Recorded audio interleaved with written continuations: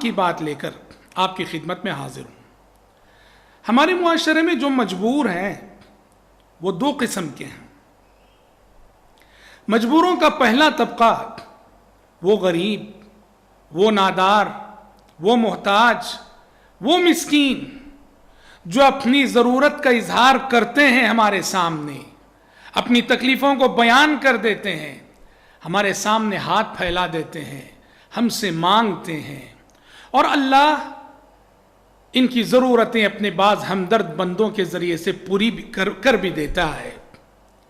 لیکن ہمارے معاشرے میں مجبوروں کی ایک دوسری قسم ایسی ہے جو مجبور ہیں لیکن اپنی مجبوری کا اظہار وہ کسی کے سامنے نہیں کرتے، جس کے سبب ان کی مجبوری کسی کے علم میں نہیں آتی، نتیجے میں وہ بے یار و مددگار ایسے ہی معاشرے میں پڑے رہتے ہیں۔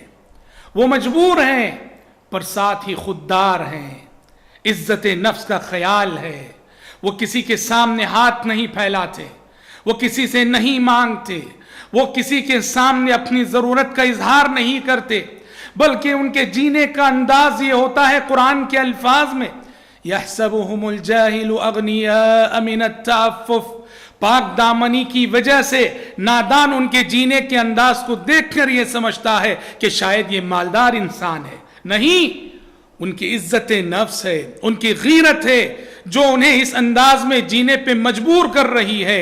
وہ یوں جی رہے ہمارے درمیان کہ جیسے وہ مالدار ہوں، ان کی ساری ضرورتیں پوری ہو رہی ہیں۔ نہیں، ان کی عزت نفس انہیں روکے ہوئے ہے، ورنہ تو وہ ہماری زکوٰۃ کے مستحق ہوتے ہیں، ہمارے صدقہ و خیرات کے مستحق ہوتے ہیں۔ محترم بھائیوں، یاد رکھو، ایسے مجبوروں کو جن کا تعلق اس دوسرے طبقے سے ہے ڈھونڈ ڈھونڈ کر دینا یہ بہت ہی بڑی نیکی ہے اور بہت ہی زیادہ باعث اجر و ثواب کام ہے۔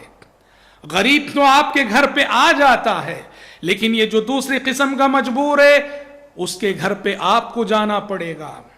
غریب آ کر آپ سے پوچھ لیتا ہے، پر یہ دوسری قسم کا جو مجبور ہے وہ ہم سے پوچھتا نہیں، بلکہ ہمیں خود آگے بڑھ کر اس سے پوچھنا پڑے گا۔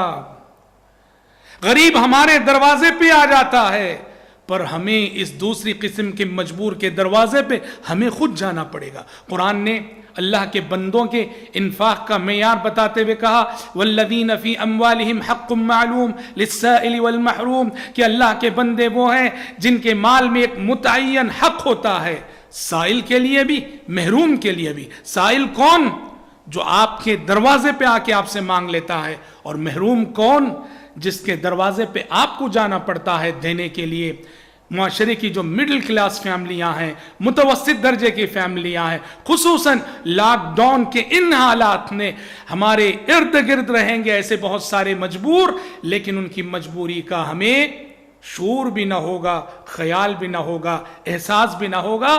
اللہ کے لیے ایسے مجبوروں کو ڈھونڈیے، تلاش کیجئے، نیت صادقہ لے کر ڈھونڈیں گے، ایسے مجبوروں تک اللہ آپ کو پہنچائے گا۔ اور یہ خرچ کا، انفاق فی سبیل اللہ کا بہت ہی اعلیٰ درجہ، بہت ہی اعلیٰ معیار ہے۔ دعا ہے رب العالمین سے اللہ تبارک و تعالیٰ مجھ کہنے والے کو اور آپ سبھی سننے والوں کو معاشرے کے ایسے ضرورت مندوں اور ایسے محتاجوں اور مجبوروں تک پہنچنے کی توفیق عطا فرمائے، آمین۔ والسلام علیکم ورحمۃ اللہ وبرکاتہ۔